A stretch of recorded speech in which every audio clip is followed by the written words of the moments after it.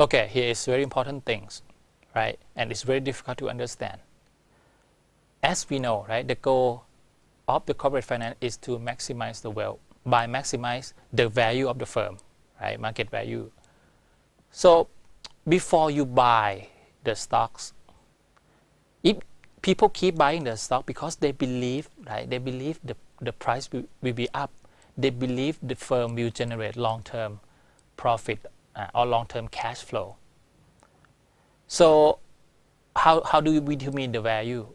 How do we determine the value? This is how, okay? The value is the summation of discounted expected cash flow that investor about to receive, okay? So you buy common stocks, you expect to receive what? Simply dividend, all right? Dividend. So D1 means dividend 1 year from now, okay? D2, 2 years until D infinity, unless you sell in the stock market, all right? You can receive dividend forever. But the future dividend is not the present value. That's why we need to discount or expected dividend by your interest rate or your required rate of return. How many percent do you require for your investment? So once you discount expected dividend by your discount rate, you will get what? The value. So what determines the value? The first variable is dividend, right? The dividend. Higher dividend means what? Go back to the equation. Higher dividends mean if D increase, we will increase, right? If the firm pay you with more dividend, investor might be interested more, right? So they buy more shares, okay? Mathematically, D increase, D is numerator, D increase, the V will increase, right? Value will increase. The second one is timing, right, of the dividend stream. Sooner is better. Why? You know TVM concept, right? $1 today is worth more than $1 tomorrow because of you can receive interest. And the third one, risk or your required rate of return. How can I say risk is required rate of return? You see KCS is your required rate of return or your interest rate. Remember interest rate, how many components? 3 components. Number 1, real risk-free rate. Number 2, inflation rate. And number 3, risk premium. Okay, so risk premium is your risk here, okay? Risk of the cash flow. Risk means uncertainty of what you expect. What do you expect? You go look at this model again. What do you expect? You expect dividend, right? If the firm provide you with more fluctuation of dividend, so risk premium should be high, okay? But if the firm provide you with pretty constant dividend, risk premium should be low, okay? So look at the equation again. KCS reflect the risk. If KCS increase, the risk increase. KCS increase, the value will drop. Why?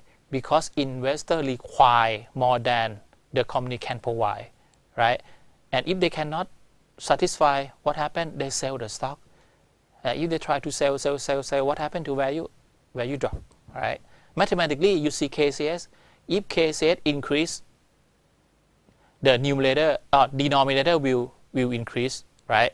If denominator increase, the value will decrease.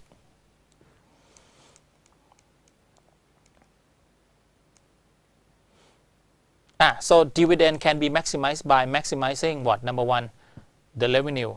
Number 2, minimize the cost, right? So you get more net profit and you have more ability to pay dividend to your investor.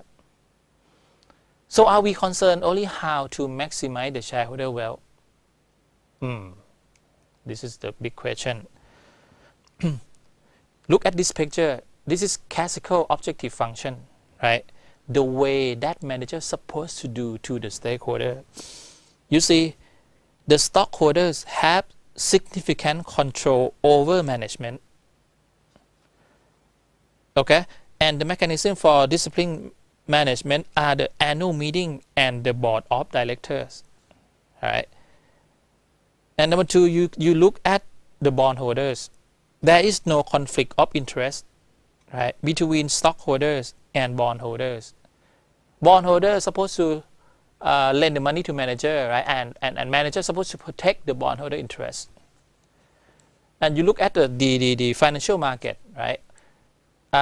Manager is supposed to review information honestly and on time, right? And the market are efficient, supposed to be efficient. I will talk about this later. And access effect on the value. So financial markets are efficient, supposed to be efficient. Managers convey information honestly and in a timely manner to financial markets. And financial markets make recent judgments of the effects of this information on true value. Okay, as a consequence, a company that invests in good long-term projects will be rewarded. Short-term accounting gimmicks will not lead to increase in market value. Stock price performance is a good measure of company performance, right? And society, a manager, what do they do with society? Supposed to what? Produce maybe minimum social cost, right? Or no social cost, right? And the cost can be traced to the firm. Okay, just like all costs and benefit associated with the firm's decision can be traced back to the firm. And this is the real world, right? What can go wrong? Now, what can go wrong? Look at the stockholder. Stockholders have little control over managers, and managers put their interests above stockholders. Why? Why? These are the reasons. Most small stockholders do not go to meetings because the cost of going to the meeting exceeds the value of their holdings. Number two, incumbent management starts off with a clear advantage when it comes to the exercise of proxies. Okay, when you don't go to meeting, you might sign the proxy statement and let someone go on behalf of you and use your right. So proxies that are not voted become votes for incumbent management. A 1992 survey by the firm Korn & Ferry revealed that 74% of companies relied on recommendations from the CEO to come with new directors and major corporate decision. Right? In the most boards, the CEO continues to be the chairman of the board. Not surprisingly, the CEO sets the agenda and the chair of the board, and chairs the meeting and controls the information provided to the director.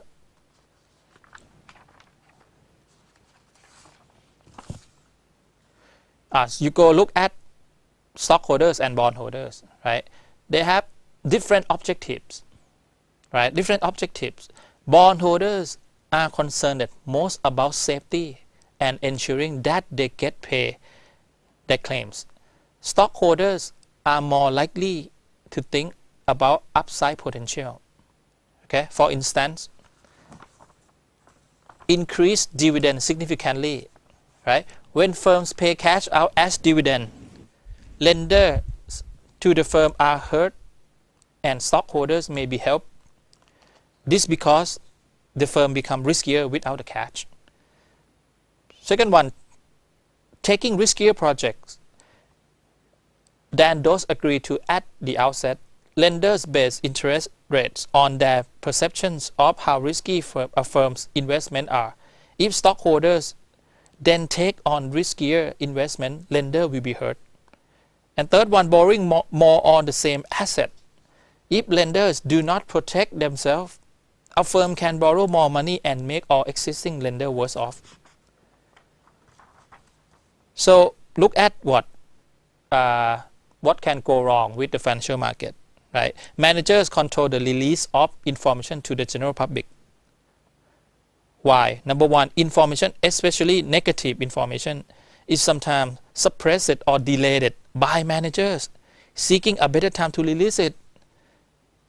Second one, in some cases, firms release intentionally misleading information about their current conditions and future prospects to financial markets. And you go look at what can go wrong to society. social costs and benefits are difficult to quantify because number one, they might not be known at the time of decision. In other words, a firm may think that it is delivering a product that enhances society at the time it delivers the product, but discover afterwards that there are very large costs. Okay, so all costs in theory, right? All costs and benefits associated with the firm decision can be traced back to the firm, but in practice, financial decision can create social costs and benefit. Okay, a social cost or benefit is a cost or benefit that accrues to society as a whole and not to the firm making the decision, like what? Environmental costs, like pollution, health costs, etc. Quality of life costs, like traffic, housing, safety, etc. Or maybe example, this is example of social benefit. Sometimes they create social benefit as well. Includes what? Creating employment in area with high unemployment, supporting development in inner city, creating access to good in area where such access does not exist. Okay, so here is the counter reaction. What the stakeholders supposed to do with managers, right? Start from the stockholder. Institutional investor, such as what? Investment bank, right? Have become much more active. They must be much more active in monitoring companies that they invest in and demanding change in the way in which business is done. Or maybe individuals like big guy like Carl Icahn, right? Specialize in taking large positions in companies which they feel need to change their way. Okay, like Blockbuster, Time Warner, and Motorola, and push for change. Or at the annual meeting, small stockholders have taken, you must have taken, to expressing their displeasure with incumbent management by voting against their compensation contracts or their board of directors. What about bondholders? What can they do? Okay, defend against stockholder excesses. Number one, maybe more restrictive covenants when you buy bond, right? On investment, financing, and dividend policy have been incorporated into both private lending agreements and into bond issues to prevent future, like Nabisco, right? Nabisco, for example, new type of bonds. Okay, maybe use new type of bond. New type of bonds have been created to explicitly protect bondholders against sudden increase in leverage or other actions that increase lender risk substantially.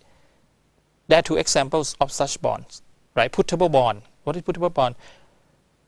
Puttable bond, they give the right to bondholders the right to sell your bond before maturity, right? So puttable bond where the bondholders can put the bond back to the firm and get face value if the firm takes action that hurt bondholders. Or maybe rating sensitive notes where the interest rate on the notes adjusts to that appropriate for the rating of the firm. Maybe more hybrid bond, okay, with an equity component usually in the form of conversion option or warrant have been used. This allows bondholders to become equity investor if they feel it is in their best interest to do so. What about counter reaction? Counter reaction for financial market. Number one, why analysts are more likely still to issue buy rather than sell recommendations. The payoff to uncovering negative news about a firm is large enough that such news is eagerly sought and quickly revealed, okay, at least to a limited group of investors. Number two, as investor access to information improves, it is becoming much more difficult for firms to control when and how information gets out to markets. Number three, as option trading has become more common, it has become more easier to trade on bad news, right? In the process, it is revealed to the rest of the market. Now, number four, when firms mislead the market, the punishment is not only quick, but it is savage and serious. And society response, last one, the firm consistently flawed society norm and create large social costs. The governmental response, like especially in the democracy, is for laws and regulations to be passed against such behavior. So for the firm catering, this is second reason, for firms catering to more socially conscious clientele, the failure to meet social norms, even if it is legal, can lead to loss of business and value. And finally, investors may choose not to invest in stock of firms that they view as socially irresponsible.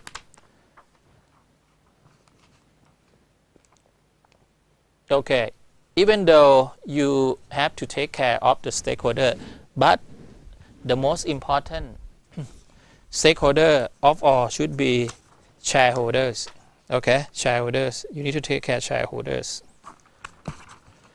So again, your job as a shareholder is to elect board of director, and they're supposed to maximize wealth to you. Okay, let's say if you buy the Apple stock, the symbol or ticker is APL. Okay, let's say you buy only one stock out of, they have like many million stocks. If you don't like the CEO, can you kick him out? Mr. Tim Cook, can you kick him out? You have only one share? Of course not, right? So what can you do? You can sell, just sell it, right? Simply sell the stock. If you sell the stock, your friend sell the stock, everyone sell the stock, what happened? Price drop. If the price drop, well decreased, and he got fired. Yes or no? He got fired.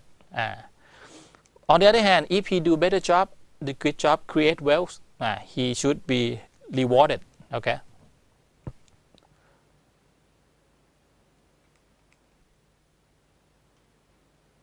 I think this the done of the module, right?